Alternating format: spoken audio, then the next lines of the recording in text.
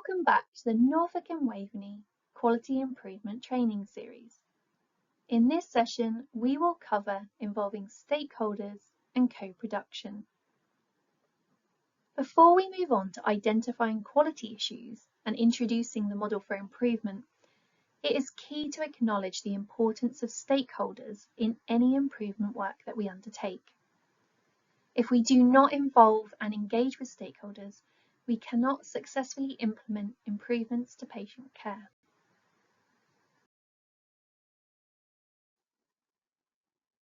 Engaging and involving stakeholders is important at all stages of a quality improvement project, particularly at the start of a project.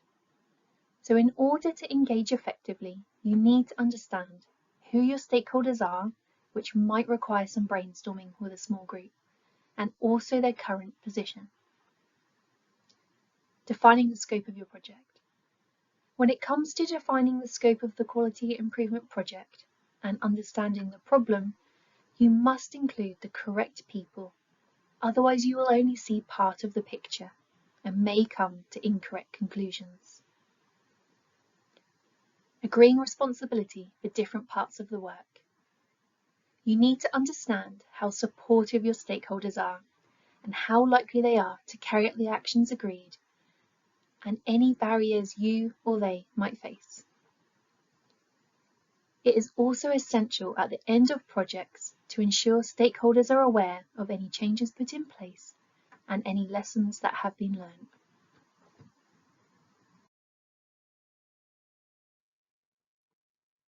As the image demonstrates, each of the people have a different perspective, and building and joining these perspectives together, we understand the picture as a whole.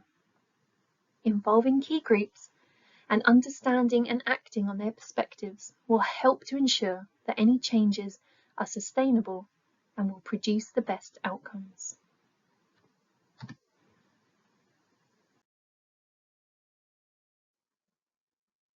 A stakeholder is anyone who may be affected by your quality improvement project and any resulting improvements.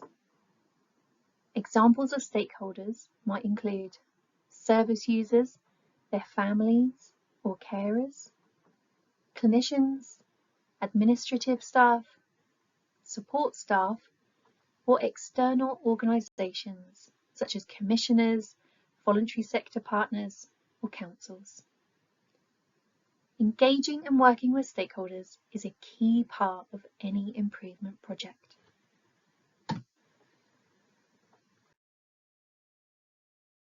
Project charters can be a useful tool for providing direction and a sense of purpose to improvement projects. They can support in engaging with stakeholders by communicating what is to be achieved and why this is important, providing the team with a shared vision or one version of the truth, providing a definition of how success will be measured so that there are shared expectations, empowering the team to undertake the work, setting out the scope of the work to be undertaken to keep the project on track, and providing clarity on who will be involved and the activities to be undertaken. And remember, the solution to your quality issue won't be included on a project charter, as that comes later in the process.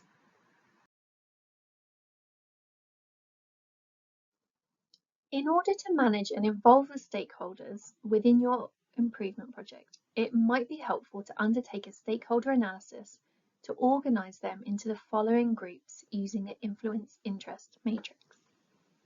By influence, we mean influence over the project or its success.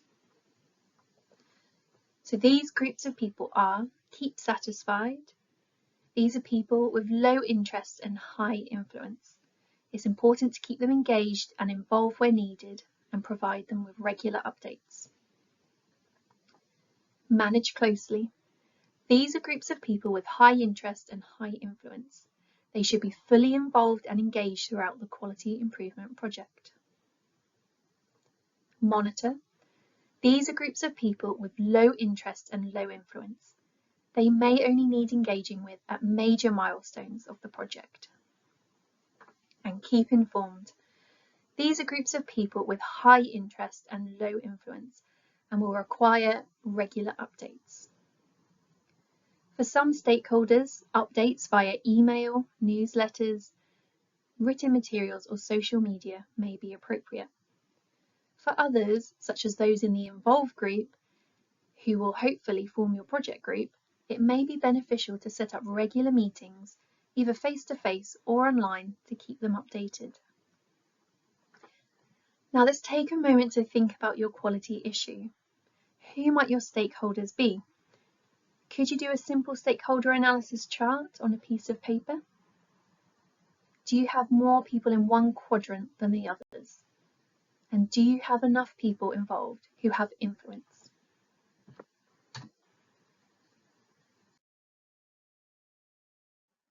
Co-production is defined as a way of working that involves people who use health and care services, carers and communities in equal partnership, and which engages groups of people at the earliest stages of service design, development, and evaluation. Co-production is an important part of any improvement project. By engaging with people who have relevant lived experience, which might include service users, unpaid carers, and people in paid lived experience roles, it allows us to directly connect with multiple and diverse voices.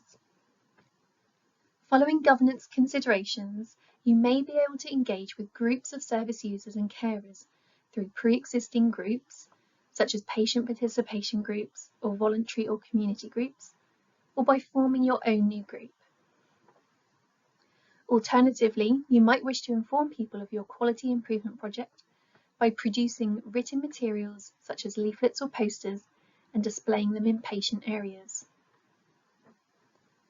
There is no set standard for co-production within quality improvement projects, as it will be project specific and it relies on being able to access these groups of the population.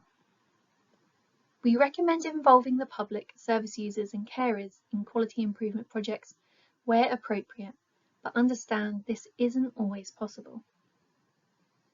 When co-producing with service users and members of the public, it is important to consider involving those from diverse groups of the population as to not inadvertently increase health inequalities. For example, a quality improvement project aiming to increase access to a service using digital means might inadvertently reduce access for people who are more likely to be digitally excluded. Co-production should not be seen as an optional thing to do. Research has actually shown that projects who either had full or partial patient involvement were 4 more times more likely to be successfully implemented than those with no patient involvement. Session 2 recap. Engaging with stakeholders is essential for the success of any quality improvement project, and which stakeholders to involve will be project specific. Tools such as project charters and stakeholder analysis can help guide you on how and when to engage. And finally, meaningfully involving communities and service users in quality improvement projects mean that they are more likely to be successful. Some things to consider before moving on to the next video. How will you connect with stakeholders to enable them to all contribute views, expertise, and ideas? How are you planning to communicate to stakeholders any improvements that you make? How will you engage with staff, patients, and carers to hear about their experiences and ideas for improvements? And how will you ensure that you have engaged with a range of diverse people and communities? And remember, when undertaking the quality improvement approach, you need to create continuous time and space for listening to the voice of staff and of service users, involving them in the process of deciding where to focus improvement work, and involving them in the process of picking which changes to test and then making and evaluating those changes. In the next session, we will cover how to identify and understand a quality issue.